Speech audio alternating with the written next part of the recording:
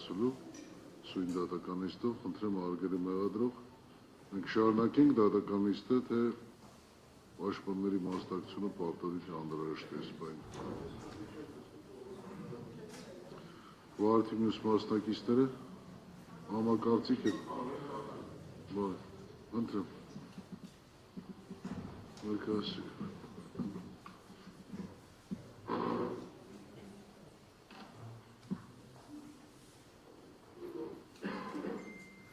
Պատվարժան դատարան,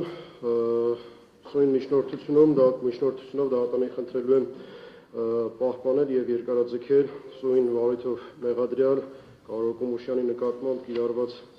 խափանման միջոցը, սույն քրեական վարույթով միջդատական վարույթի ընթացքում Կարո Կոմուշյանի նկատմամբ որպես խափանման միջոց է կիրառվել կալանավորումը, որը սույն դատարանի 2025 թվականի նոյեմբերի 20-ի որոշմամբ փոխարինվել է, այսինքն խափանման միջոց է ընտրվել նրա նկատմամբ տնային կալանքը 3 ամիս ժամանակով, ինչպես նաև գրավը 1.500.000 դրամի չափով և բացակայելու արգելքը։ Դատարանի կողմից հաստատված է համարել, որ շարունակում է առկա լինել Կարո Կոմուշյանի կողմից իր վրա դրված քրեական դատավարության օրենսգրքի 43-րդ հոդվածի երկրորդ մասի 3-րդ կետով դրված պարտականությունը չկատարելու, երկրորդ մասի 3-րդ կետով դրված պարտականությունը չկատարելու հիմքը, սակայն այն էականորեն նվազել է, ինչով պայմանավորված դատարանը գտել է, որ Կարո Կոմուշյանի նկատմամբ պետք է կիրառվի նվազ ինտենսիվություն նախատեսող խափանման միջոց տնային կալանքը։ Գտնում եմ, որ անցյալ ժամանակահատվածում իրավաչափության պայմանների որևէ փոփոխություն տեղի չի ունեցել, նախնական քրեական գործը գտնվում է դեռևս նախնական դատալսումների փուլում, իսկ վարույթի նյութերը և մեղսագրված արարքի ծանրությունը, արարքների ենթադրյալ արարքների ծանրությունը թույլ են տալիս ողջամիտ կանխատեսական դատողություններ կատարել, որ Կարո Կոմուշյանը հայտնվելով ազատության մեջ կարող է չկատարել իր վրա դրված պարտականությունը և միջամտել ապացուցման գործընթացին, այդ կերպ խոչընդոտելով գործի քննությանը։ Ուստի միջնորդում եմ Կարո Կոմուշյանի նկատմամբ կիրառված տնային կալանքի ժամկետը երկարաձգել ևս 3 ամիս ժամանակով։ Պաշտպանական կողմը խնդրում, պարոն Բաբայան։ Ես առաջարկում եմ Կարո Կոմուշյանի մասով պահպանել 1.500.000 դրամ գրավը և բացակայելու արգելքը, իսկ տնային կալանքը փոխարինել վարչական հսկողությամբ առանց էլեկտրոնային սարքերի կիրառմամբ և ժամային սահմանափակմամբ հետևյալ պատճառաբանությամբ։ 2025 թվականի հունիսի 25-ից Կարո Կոմուշյանը գտնվում է կալանքի տակ, ընդհանուր 8 ամիս, որից 3 ամիսը տնային կալանքի տակ է։ Այս պահին փոխվել է Կարո Կոմուշյանի կալանքի իրավաչափության պայմանները, ենթադրյալ ռիսկերը խոչընդոտելու մասով էականորեն նվազել են և գործնականում բացակայում են։ Դատարանի վերջին որոշումից անցել է 3 ամիս և տեղի են ունեցել թվով 11 դատական նիստեր։ Բացի այդ պետք է նշել, որ էլեկտրոնային սարքը տեղադրվել է Կարո Կոմուշյանի ոտքին դատարանի որոշումից գրեթե 1 ամիս հետո, այսինքն այդ ընթացքում էլ է նա դրսևորել պատշաճ վարքագիծ, դա պետք է հաշվի առնվի։ Եթե մեղադրյալը փաստացի ապացուցել է իր կարգապահ վարքագիծը, ապա ազատությունից զրկման հետ կապված խափանման միջոց կիրառելու շարունակականությունը վերածվում է ոչ թե կանխարգելիչ, այլ պատժիչ միջոցի։ Պետք է ընտրվի ավելի խիստ խափանման միջոց, քան այլ, որով վարույթի ընթացքում հնարավոր կլինի ապահովել մեղադրյալի օրինական վարքագիծը։ Նախաքննությունը ավարտվել է, քրեական վարույթը գտնվում է դատարանում, ճակերտներում ապացույցները գտնվում են դատարանում, բացի այդ, հանրային մեղադրողի կողմից առաջարկված հետազոտման ապացույցներում չկար որևէ ապացույց, որին Կարո Կոմուշյանը գործնականում կարող է միջամտել։ Նախ հանրային մեղադրողը պարտավոր է ոչ միայն թվարկել հետազոտման ենթակա ապացույցները, այլև հստակ և անհատականացված կերպով հիմնավորել դրանց վերաբերելիությունը, այսինքն ցույց տալ, թե տվյալ ապացույցը կոնկրետ տվյալ անձի մասով վերդիկտ կայացնելու համար նշանակություն ունեցող որ կոնկրետ փաստական հանգամանքն է հաստատում կամ հերքում։ Սակայն նախնական դատալսումների ընթացքում, այս 3 ամսվա ընթացքում է դա տեղի ունեցել, Մեղադրանքի կողմը սահմանափակվել է ապացույցների ընդհանուր թվարկմամբ, Կարո Հոկոմյանի մասով հստակ եւ անհատականացված կերպով չեն ներկայացվել նրա մեղադրանքը հիմնավորող հետազոտման համար ապացույցները, այսինքն նաեւ դա է կարևոր փաստարկ խոչընդոտելու ռիսկի բացակայության մասին կամ չգոյության մասին։ Հանրային մեղադրողը նախնական դատալսումների ընթացքում չի մատնանշել, որ սույն գործով ներկայացված 34 վկաներից որևէ վկայի ցուցմունք ապացույց է Կարո Հոկոմյանի մեղադրանքի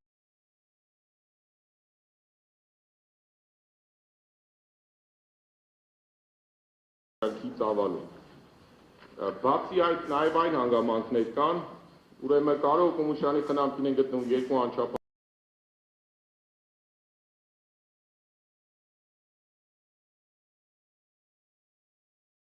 երեխաներ, նա հանդիսանում է ընտանիքի հիմնական եկամտի աղբյուրը, նրա աշխատանքները վարորդի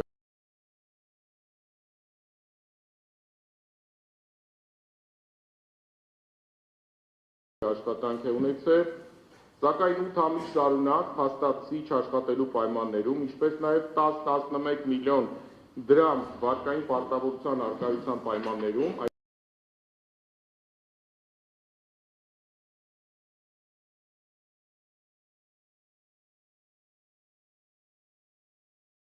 այդպիսի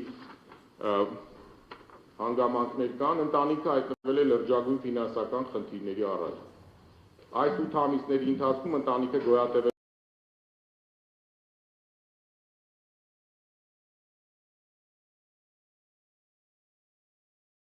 է բացառապես վարկային միջոցների հաշվին, ինչը ոչ միայն ժամանակավոր լուծում է, այլև ընտանիքը տանում է ֆինանսական, սնանկության եւ սեփականության կորստի իրական ռիսկի։ Ամփոփելով ասվածը կարող եմ արձանագրել օրազատության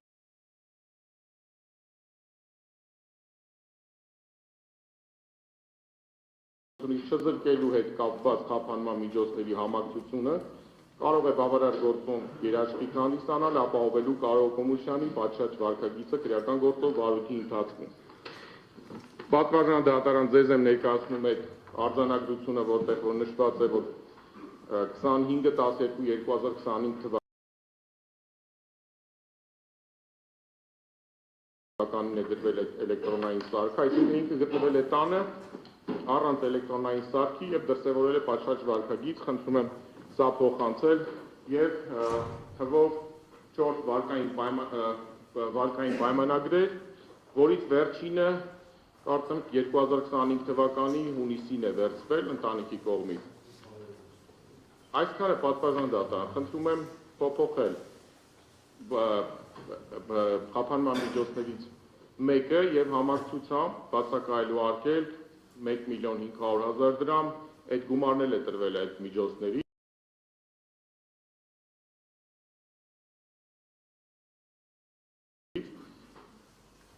Եվ կիրառել համակցված խափանման միջոցներ, նաև այդ վարչական հսկողությունը առանց էլեկտրոնային սարքերի հսկողությամբ եւ ժամանակային սահմանափակման, որպեսզի կարողանա որպես վարորդ աշխատել եւ մոտորապես այդ բոլոր վարկային պայմանագրերից մոտ 300.000 ընդհանուր ամսական գումար պետք է իրանք վճարեն, որ կարողանա այդ գումարները վճարի եւ ընտանիքը կարողանա գոյատևել։ Ավելացնելու բան չունեմ։ Մեղադրել է ցանկանում է Պատվարժան դատարան ընդհանուր ասաց պարոն Բաբայանը, ընդհանուր վիճակը ներկայացրեց։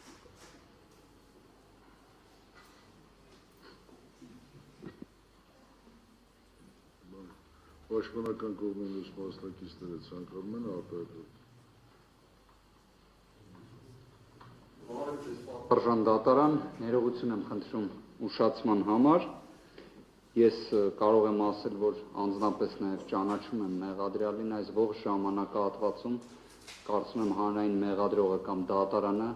չեն կարող հակառակի վերաբերյալ նույնիսկ անուղղակի պնդում կատարեն, անձը բացառապես պատշաճ վարքագիծ է դրսևորել եւ կարծում եմ քրեական հետապնդումը անմեղության կանխավարկածի որևէ ձևով հաղթահարված չլինելու պայմաններում չի կարող նպատակ հետապնդել իդեմս խափանման միջոցի անձին ընտանեկան, սոցիալական բնույթի դժվարություններ առաջացնելով, հատկապես երբ առաջին ներկայացրած պնդումը ամբողջությամբ իրականությանը համապատասխանում է։ անձը բացառապես պատշաճ վարքագիծ է դրսևորել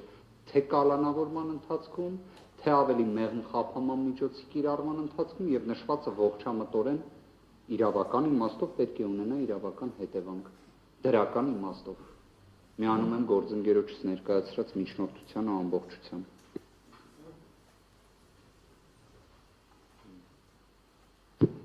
Պատվարժան դատարան, եթե ես չեմ սխալվում, առնվազն 2 նման դեպք հիշում եմ, որ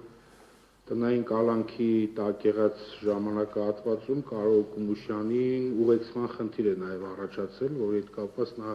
զրկված է եղել մասնակցելու դատական նիստերին եւ համոզված եմ, որ վարչական հսկողության պայմաններում Կարո Կումուշյանը ավելի պատշաճ կներկայանա դատական նիստերին, քան այս ուղեկցման պայմաններում։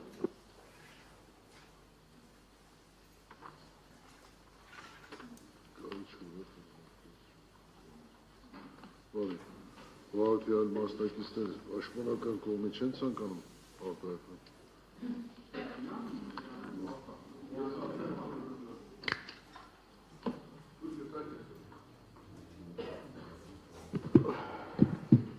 Հարգարժան դատարան, ես բազմիցս Կարո Կումուշյանի մասին խոսել եմ, ասել եմ իր ներգրավվածությունը այս 18 արդարների գործի հետ կապված, բնականաբար ստեղ ոչ մեկն էլ հանցանք չի գործել, բայց քանի որ այս ընթացքի մեջ ենք, ասեմ, որ Կարո Կումուշյանը ընդամենը կատարել է իր աշխատանքը, եղել է իմ ընտանիքի վարորդը եւ հայերն ասել լինելով իր հայրենիքը շացրելով, բայց ինքը իր աշխատանքն է կատարել, ոչ այդ process-ին, ոչ քաղաքականության հետ Կարո Կումուշյանը ընդհանրապես կապ չունի։ Ես որպես ազգային ժողով, որպես քաղաքական մարդ, բայց ինքը կատարել է իր աշխատանքը եւ Ել չենք խոսում այս 8 ամսվա կալանքի մասին, որ նա զրկված է ազատ տեղաշարժից, ես գտնում եմ, որ Կարո Կումուշյանը պետք է գտնվի ազատության մեջ, լինի իր ընտանիքի կողքին եւ հոգա իր ընտանիքի հոգսերը։ Շնորհակալություն։ Վարորդի մասնակիցներ դատարան լսեց ձեր յուրաքանչյուրի կարծիքը, դատարանը որոշեց եւս 3 ամսով 3 հրաձգել Կարո Կումուշյանի կատարած կիրառած տնային կալանքի ժամկետը, հաշվի առնելով իսկ համակցված կիրառած խափան միջոցները թողնել անփոփոխ,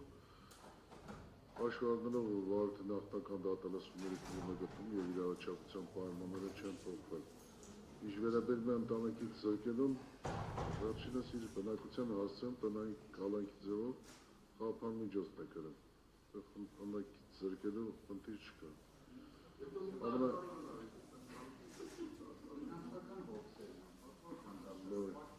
Որոշումը ստանալու պես կարող եք այն կարող եք աստորյա ժամկետում բողոքարկել վերաքննիչ քրեական դատարան։ Էլեկտրոնային միջոցներով է իհարկե տնային կալանքի հսկողությունը իրականացնելու պրոբացիայի ծառայության միջոցով սահմանափակումները, որոնք որ նախորդի ամրագրված էին եղել դատարանի կողմից, մնալու են անփոփոխ, բացառությունները, որոնք որ նախկինում դատարանը նշել էր, նույնպես մնալու են անփոփոխ։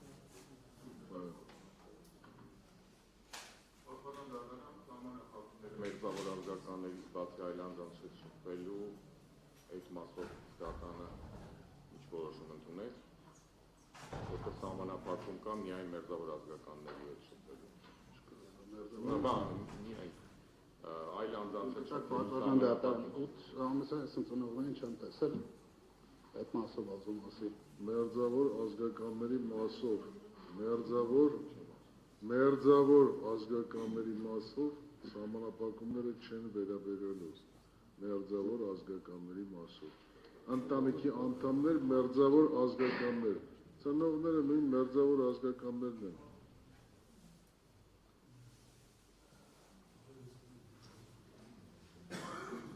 Հաջորդը։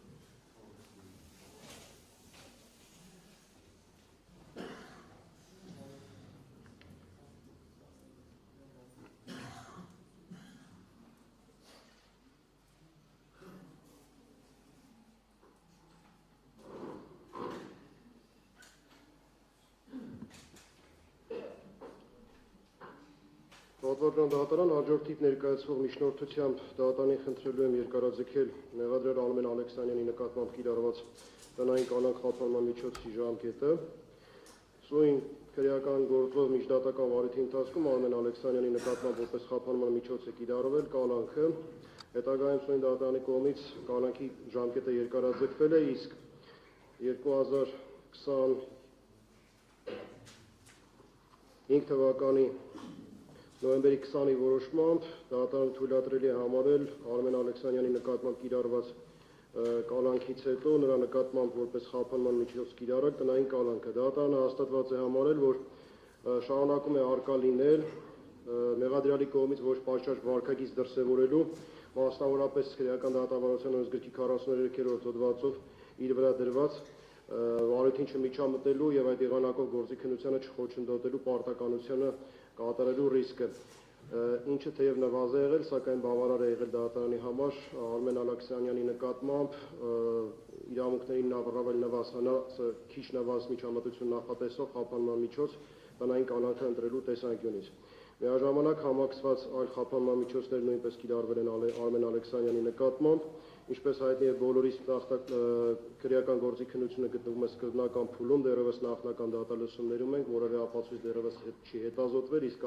անցած ժամանակամիջոցում տեղի չի ունեցել այնպիսի մի իրադարձություն կամ առնվազն ինձ կամ դատարանի ներկայացված չէ այնպիսի հանգամանք, որը էականորեն կազդեր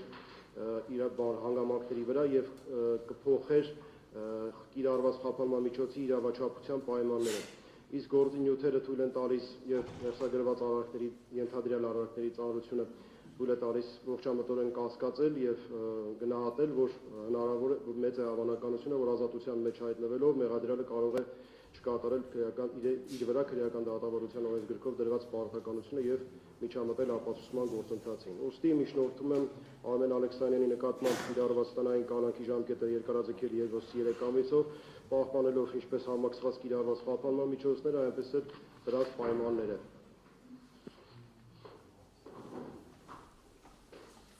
Խնդրեմ Արմեն Ալեքսանյանը եւ պաշտպանը։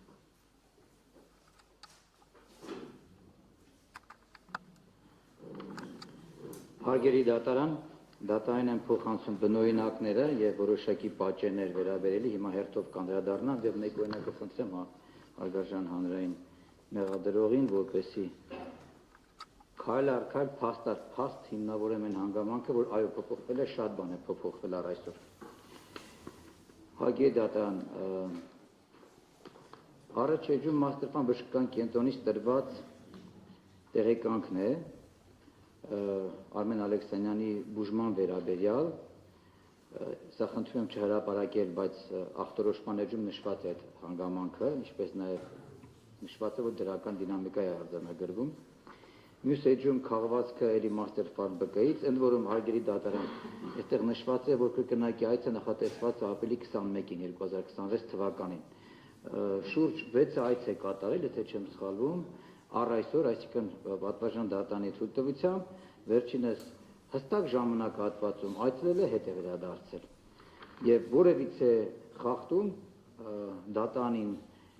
ինձ եւ ընդհանրապես հայտնի չէ, որ Արմեն Ալեքսանյանը այդ 6-7 այցերի ընթացքում որևիցե ժամկետից դուրս ինչ-որ խախտում անի կամ բնակության վայրից դուրս այլ որից է միտեղ այց կատարի հարգելի դատարան, ինչը բնականաբար միանշանակ խոսում է վերջինիս պարկեշտ եւ օրինաչափ դատարանի բաժնային ենթարկող վկայակցի մասին հարգելի դատարան։ Հաջորդ քաղվածքը հարգելի դատարան, այստեղ նույնից տրված Արմեն Ալեքսանյանի սրտի հետ կապված հաճախականության բախումների եւ այլ, ես որպես մասնագետ բանը չընթերցեմ այս ամբողջը, պատվաճան դատարանականայի, եւ մյուսերը, որ նույնպես տրված է հաջորդը, երրորդը տրմանորը 18/2026 թվականին նույնից էլի Ռոբերտ Ալեքսանյանի վերաբերյալ քաղաքեշմիածնի բուժք հիմնարկի կողմից տրված հիվանդության ախտորոշումը եւ բարդությունները հարգելի դատարան, որտեղ նույնպես խոսում է բանը որոշակի հիվանդությունների մասին։ Հարգելի դատարան, այս երրորդ քաղվածքը վերաբերվում է Արմեն Ալեքսանյանի հայրիկին, Ռոբերտ Ալեքսանյանին, որը շուրջ 6 անգամ ստենդավորվել է։ այս տեղեկանքից բացի գործում արկա է ծննդյան վկայականներից հետո երրորդ կարգի հաշմանդամ լինելու հանգամանքը Ռոբերտ Ալեքսանյանի վերաբերյալ եւ վերջինիս կողմից էպիկրիզը նույնպես իմ կողմից վկայակոչված այդ ստենդավորումների եւ ներկայիս վիճակի մասին հարգելի դատարան։ Դրանց հիմա ավելի ուշ կանդրադառնամ, ուղղակի վկայակոչեմ ինչ է ներկայացվել, հետո հատիկ յուրաքանչյուր փաստաթղթին անդրադարձ կատարեմ։ Նաեւ տեղեկանք է, որտեղ տրված է Արմեն Ալեքսանյանի դստերը, Լենա Արմենի Ալեքսանյանին, որ երկրորդ դասարան է, եւ 2025-26 տարվա սովորում է Վաղաշապատի Վահան Ռշտունավան համար 11 հիմնական դպրոցի փողակում։ Եվ ներկայացված է ծննդյան վկայականները 2026 թվականի փետրվարի 18-ին ծնված Լենա Արմենի Ալեքսանյանի, Լուսի Արմենի Ալեքսանյանի եւ Մարիամ Արմենի Ալեքսանյանի ծննդյան վկայականները հարգելի դատարան, ինչպես նաեւ հայրիկի, մայրիկի եւ կնոջ անձնագրերը Արմեն Ալեքսանյանի հարգելի դատարան։ Հարգելի դատարան, այն որ շուրջ 5 ամիս է գտնվել է քերակատարողական հիմնարկում եւ շուրջ 3 ամիս է տնային կալանք է կրում, հարգելի դատարան, պատվաստան դատարանին դա այդ փաստը ակնհայտ այդ ընթացքում հատկապես վերջի 3 ամսվա տնային կալանքի ընթացքում որևիցե իրավախ խախտում վերջինիս կողմից որ չի եղել, դա նույնպես անվիճելի փաստական հանգամանք է հարգելի դատարան։ Այն որ քերական դատավարության 123 հոդվածի 6-րդ կետի տնային կալանքի 1 օրը հավասար է կալանքի 1 օրվան, դա խոսում է նրան մասին, որ գրեթե որևիցե տարբերություն չկա տնային կալանքի կամ ուղիչ հիմնարկում գտնվող կալանքի։ Միայն կարող ենք ճակերտավոր ասել, որ սկզբնական շրջանում միգուցե դիպ խուցե տեղափոխվել անձը, բայց հայ տղամարդը ընտանիքում մնալով հանդերձ, երբ որ հասկացանք կալանքից հետո ուղիչ քերակատարական հիմնարկից հետո, երբ որ տուն է գալիս, ասնական 1-2 շաբաթ ընտանիքի շփումը հաճել է, բայց երբ որ դրանից հետո տեսնում է, որ ընտանիքին կերակրելու հարց է առաջացել, հատկապես մանկահասակ երեխան, 2 անչափած երեխաներին, հիվանդ հորը, մայրիկին, կնոջը, այսինքն բոլորը գտնում են վերջինիս խնամքին, ապա ոնց պիտի զգա անձը տվյալ պայմաններում իրեն։ Ավելի լավ անձը գտնվի իր մտածելակերպը ոնց որ հայտնել է ուղիղ քերակատարական հիմնարկում գտե տանը տեսնելով ընտանիքի այդ վիճակը որոնց չի կարողանում սոցիալապես մի հարցով օգտակար լինել տանը նստած իրան են կերակրում հետեւաբար այն որ տնային կալանքը հասկանալի է փառք աստծո որ տնային կալանք է բայց այն որ դա տարբերություն չկա կալանքի դա չանդրադառնամ եվրոպական դատարանի տարբեր դիրքորոշումներին կամ վճռաբեկ դատարան այնուամենայնիվ այս ընտանիքի համար ընտանիքը պահելու ընտանիքին որպես հայ տղամարդ օգտակար լինելու հարցերը, կարիքները հոգալու որևիցե խնդիր չի լուծում հարգելի դատարան։ Ես գրեթե վստահ եմ, որ պատվաստան դատարանը շատ ուշադիր լսում է, բայց մտածում եմ, որ նույնպես չի փոխելու տնային կալանքի խափամիջոցը, բայց այնուամենայնիվ ցանկանում եմ հետևյալ շատ կարևոր տարբերություն էլի պատվաստան դատարան հիմնավորեմ։ Այստեղ հիվանդ հորը խնամելու եւ որպես այդպեսին մանկահասակ երեխաներին եւ 2 անչափած երեխաներին 3 անչափած երեխաներին մեկը մանկահասակ, 2-ը անչափած, եւ 3-ն էլ անչափած արմեն։ Այդ առումով սա լուրջ խնդիր է, էլի հարգելի դատարան, դպրոց տանելու բերելու, մինչեւ այստեղ հայտնվել է թափամիջոցի կալանք կրելը հարգելի դատարան, վերջինս տաքսի էր վարում եւ իր հանապազորը հացը վաստակում էր տաքսի վարելով, գիշեր ցերեկ։ Հիմա չունի այդ հնարավորությունը, զրկված է այդ հնարավորությունից արդեն 8